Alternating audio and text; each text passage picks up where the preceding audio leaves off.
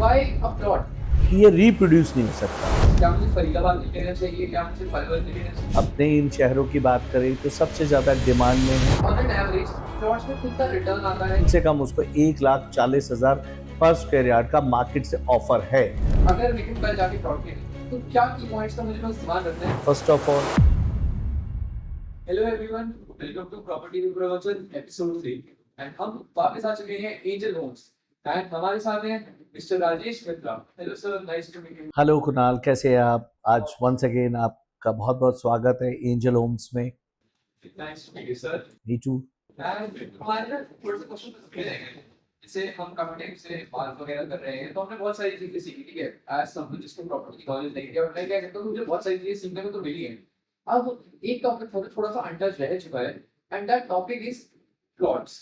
ठीक है, अब जैसे अगर कोई इन्वेस्टमेंट के पर्पज से देता है तो वो ये कहता है कि मैं तो प्लॉट लूंगा, ठीक है, बट इसका स्पेसिफिक रीजन है। मैं आपसे इस बारे में जानना चाहता हूँ कि why not a builder floor या फ्लैट में ले लिया, ठीक है, वो तो मैं रेंट पे भी दे सकता, प्लॉट तो रेंट पे भी नहीं दे सकता, तो व्हाई अ प्लॉट? देखिए, प्लॉट के साथ आप ये मान के चलिए कि ये रिप्रोड्यूस नहीं हो सकता। The first thing you should be very clear कि आप इंडिया में रहते हैं, इंडिया का एक ज्योग्राफिकल एरिया है। आप मान के चलिए आप यहाँ पर पैदा हुए, आपके पेरेंट्स, आपके आने वाली भी आफ्टर मैरिज जनरेशन जो भी हैं, वो अगर सपोज इंडिया में ही रहती है तो इंडिया में जो भी लैंड है after partition we can say जितना भी डिवाइड हुआ जिस किसी के पास भी है, या तो वो इधर रीसेल हो रहा है या गवर्नमेंट के पास है, या गवर्नमेंट उसे रिलीज कर रही है, या डेवलपर किसान से लेकर उसमें चेंज ऑफ लैंड यूज के बाद उसके अंदर कमर्शियल या रेजिडेंशियल किसी वे से कुछ आपका प्रोडक्ट के रूप में लेके आ रहा है, प्लॉट्स के रूप में लेके आ रहा है, या इंफ्रास्ट्रक्चर के रूप में लेके आ रहा है, तो इसकी रिप्रोडक्शन तो हो ही नहीं सकती। तो दैट्स वाई जो प्लॉट्स है, अगर हम प्लॉट्स की बात करें, ये सबसे बेस्ट वे है। अगर आप अपने कुछ भी इन्वेस्टमेंट करते हैं तो प्लॉट्स में आपको सबसे बेस्ट ग्रोथ मिलती है आपकी इन्वेस्टमेंट के ऊपर। और रही बात प्लॉट्स के अलावा, अगर हम फ्लैट्स की बात करते हैं तो एक प्लॉट के ऊपर ही फ्लैट ने बनना है, चाहे वो बिल्डर फ्लोर के रूप में स्टिल प्लस 3 बने या स्टिल प्लस 4 बने। एक हाई राइज भी बनेगा तो वो किसी एकड़ में, एक कम्युनिटी सोसाइटी के अंदर किसी प्लॉट पे ही बनेगा। तो plot is the basic necessity और रिक्वायरमेंट जो कि सबसे पहले हमारी जरूरत है। तो I agree to your point, ठीक है। अब मैं एक चीज अगर नोटिस में लाऊं तो ऐसा भी होता है, जैसे दिल्ली हो गया, आपका नोएडा हो गया, गुड़गांव हो गया, तो यहाँ पे तो लैंड इज लिमिटेड ही था। तो अब लोग जिनको प्लॉट्स में इन्वेस्ट करना होता है, या तो वो जैसे नोएडा के लिए कोई लोग ग्रेटर नोएडा की तरफ कर रहे हैं, सोनीपत वाली साइड कर रहे हैं, बट मेजर इन्वेस्टमेंट अब डाइवर्ट होती है प्लॉट्स के लिए, वो फरीदाबाद में हो रही है एंड देन पलवल में हो रही है। तो अभी अगर हम छोड़ना चाहें कि फरीदाबाद और पलवल ऐसे प्लॉट्स का एक हब बन रहा है, तो ये सही होगा? ऑफ कोर्स, आपने बिल्कुल सही कहा कुणाल कि आज के टाइम में फरीदाबाद और पलवल, अगर हम अपने इन शहरों की बात करें तो सबसे ज़्यादा डिमांड में है। अगर आज किसी पर्सन के पास अपनी फैमिली के लिए वो एक प्लॉट पे आगे जाके रेजिडेंशियल अपना कुछ सेल प्लस 2 या 3 या विला बनाना चाहता है तो उसे एक प्लॉट की रिक्वायरमेंट है। उसके पास दो ही नियरेस्ट डेस्टिनेशन है, दिल्ली से या गुड़गांव से या नोएडा से। One is Faridabad, second one is Palwal.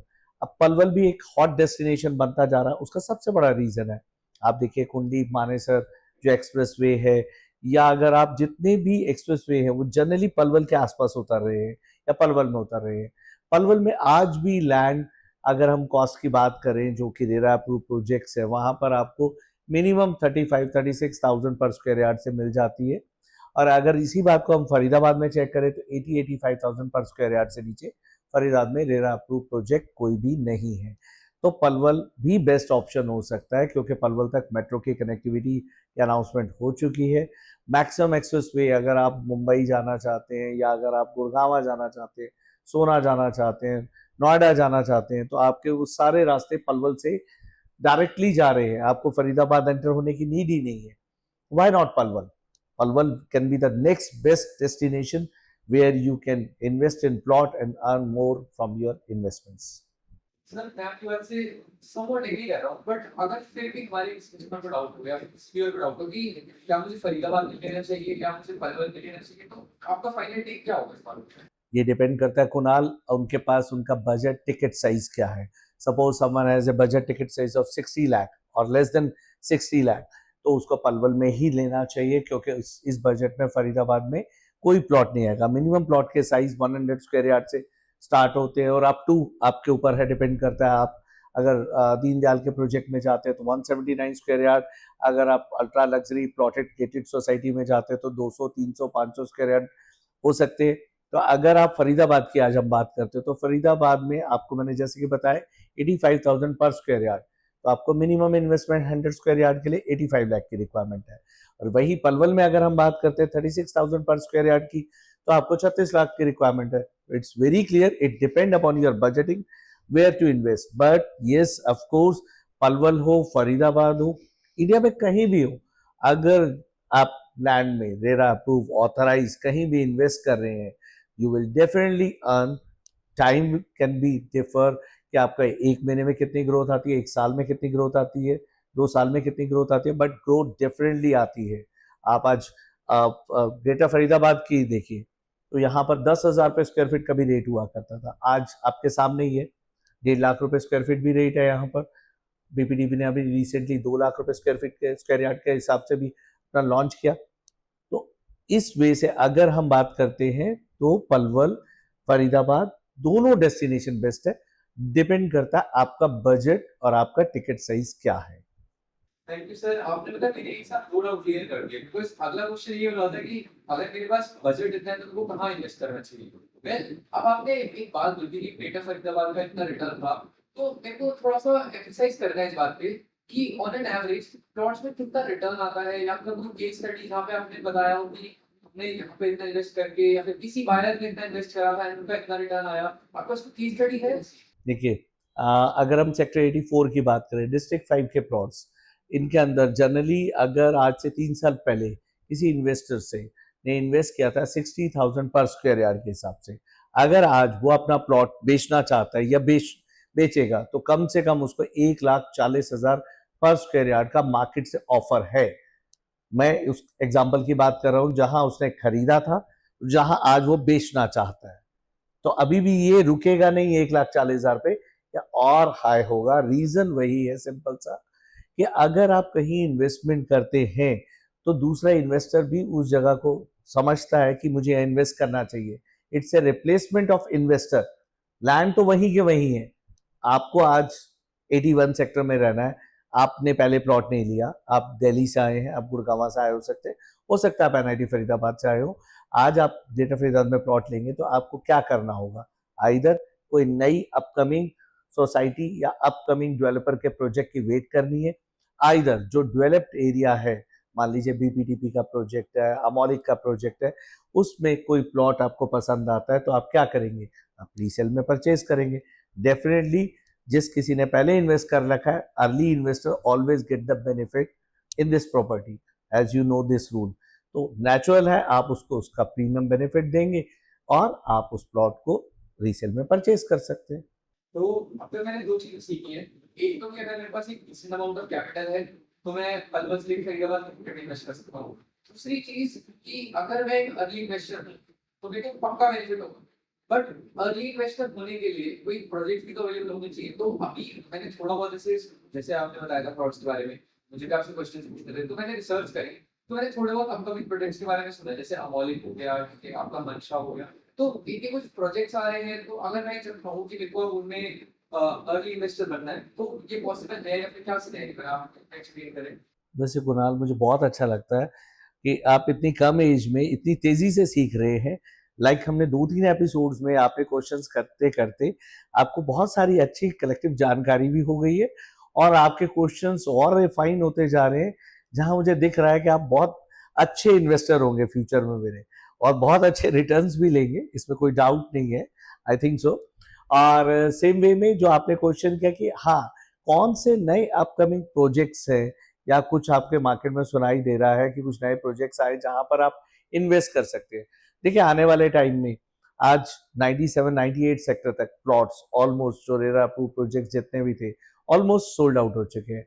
अब नए अपकमिंग 2031 या आने वाले 2041 के जो मास्टर प्लान होंगे, अभी हम अगर 31 के मास्टर प्लान में ही बात करते हैं, तो upcoming is sector 110 to 120 sectors के बीच में बहुत सारे ऐसे सेक्टर्स हैं जो आने वाले समय में आप देखेंगे डेवलपर्स की पहली पसंद होगी और इन्वेस्टर्स की भी, क्योंकि आज के टाइम में कुछ सुनने में जैसे है कि नए प्रोजेक्ट्स नवराज है, भूमिका ग्रुप है या अमोलिक है, कुछ प्लान कर रहे हैं कि कुछ नए इस अपकमिंग सेक्टर्स में कुछ नए प्रोजेक्ट्स को लेके आए, जहां रेट्स की संभावना है 65,000 से लेकर अप टू 70-75,000 पे स्क्वायर यार्ड तक होने की।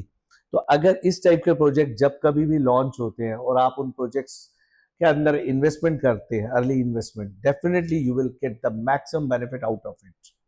ऑल्सो सर, अब जैसे आपने एग्जांपल दिया था कि प्लॉट्स में इन्वेस्ट करके एक सर्टेन रिटर्न ऑन इन्वेस्टमेंट आ गया, तो ऐसे भी प्रोजेक्ट्स होते हैं जिनमें अश्योर्ड रिटर्न होती है, जिसे हम प्रॉपर्टीज पे या फिर रेंटल्स वगैरह के लिए करते हैं, ऐसे प्लॉट्स में होता है। ऐसा एक ही एग्जांपल ओमैक्स ने सेट किया था, ओमैक्स 97, ओमैक्स सिटी, जिसके अंदर कंपनी ने ओमैक्स के प्लॉट को 18 से 20,000 पे स्क्वायर यार्ड पे लॉन्च किया था और सेम साइट पे उस पे एश्योर्ड रिटर्न का भी ऑफर दिया था। तो अगर देखा जाए ये that was the best opportunity once in the life time, उसके बाद ऐसे कोई अपॉर्चुनिटी नहीं आई। लेकिन देखिए एश्योर्ड रिटर्न ज्यादा मैटर नहीं करता प्लॉट के केस में, एश्योर्ड रिटर्न वहां मैटर करता है जहां हाई राइज का बनना हो, जहां कमर्शियल प्रोजेक्ट्स का बनना हो, and it can take maximum time. Plots के अंदर आपको जनरली डेवलपर को डिलीवर करते हुए 1-1.5 साल या 2 साल की मैक्सिमम रिक्वायरमेंट होती है, क्योंकि उन्हें लैंड को लैंडस्केपिंग करनी है, रोड्स बनानी है, सीवरेज पानी के कनेक्शंस देने हैं, लैंप पोस्ट इलेक्ट्रिकल वर्क करना है और बेसिक पार्क्स, कम्युनिटी सेंटर्स या क्लब जैसा कि उसके अंदर प्रोविजन होगा, ये जनरेट करके देना है। हाई राइज बनने में टाइम लगता है, लैंडस्केपिंग करने में उतना टाइम नहीं लगता। तो इसीलिए प्लॉट्स के केसेस में जनरली आपको एश्योर्ड रिटर्न मॉडल नहीं दिखाई देता। Thank you sir. बस अब एक लास्ट क्वेश्चन समराइज करते हैं कि अगर मेरे को कल जाके प्लॉट में तो क्या की पॉइंट्स का मुझे बस ध्यान रखना है, आपने हमारे व्यूअर्स को या इन्वेस्टर्स को करने के लिए। देखिए आपको 2-3 चीजें ध्यान में रखनी है जब भी आप कोई प्लॉट में इन्वेस्टमेंट कर रहे हैं। फर्स्ट ऑफ ऑल एक अच्छे बड़े डेवलपर का नाम आपने जरूर ध्यान में रखना है। उसके बाद आपने ये चेक करना है that project is RERA approved और नॉट, प्रॉपर उसका लाइसेंस, प्रॉपर उसका एलओआई, रेरा सब कुछ आ गया हो। उसके अपार्ट आपने जो इन्वेस्टमेंट कर रहे हैं उसको चेक करना है मार्केट से। अगर वो फ्रेश में कंपनी सेल कर रही है तब तो कोई डाउट ही नहीं है, कंपनी जो डिस्काउंट्स आपको दे रही है उसके बेसिस पे आपने इन्वेस्टमेंट कर लिया। अगर आप रीसेल मार्केट में ले रहे हैं तो जो पेपर्स है उसको आपको क्रॉस चेक करना है कि जो किसी ने भी बाइंग की है उसके पास लेटर ऑफ इंटेंट, उसके पास allotment letter, builder buyer agreement and conveyance deed, क्या प्रॉपर चेन ऑफ डॉक्यूमेंट्स हैं या नहीं, वो आपको क्रॉस चेक करना है। डील को प्रॉपरली एग्जीक्यूट करना है एग्रीमेंट टू सेल के थ्रू, और प्रॉपरली जो भी गाइडेंस आपके कंसल्टेंट्स की हो उनके बेसिस पे प्रॉपरली डील को ग्रैब करना है। तो मतलब मैं कह सकता हूँ कि just I have to have a budget and मेरे को बस एक रिपोर्ट पे आना है एंड बाकी आप Yes, of course, Kunal. Angel Homes is here to help you and others also. जो भी इन्वेस्टर्स हैं, जो भी व्यूअर्स हैं सुन रहे हैं, our policy is very clear कि हम लोग प्रॉपरली अपने क्लाइंट्स के इन्वेस्टमेंट्स को प्रॉपर टेक केयर करते हैं, उनकी प्रॉपर इन्वेस्टमेंट जहाँ कहीं भी वो चाहते हैं, चाहे वो प्लॉट में हो, फ्लैट में हो, बिल्डर फ्लोर हो या कमर्शियल हो, प्रॉपरली उनको गाइडेंस देके डिसीजन। देखिए हमेशा आप इन कस्टमर्स का ही रहता है, हमारा काम है प्रॉपर कंसल्टेंसी देना, आप लोगों को प्रॉपर गाइडेंस देना और आप लोगों के डिसीजंस के बेस पे आपको बेस्ट डॉक्यूमेंटेशन करा के आपको उस प्रॉपर्टी की ऑनरशिप देना।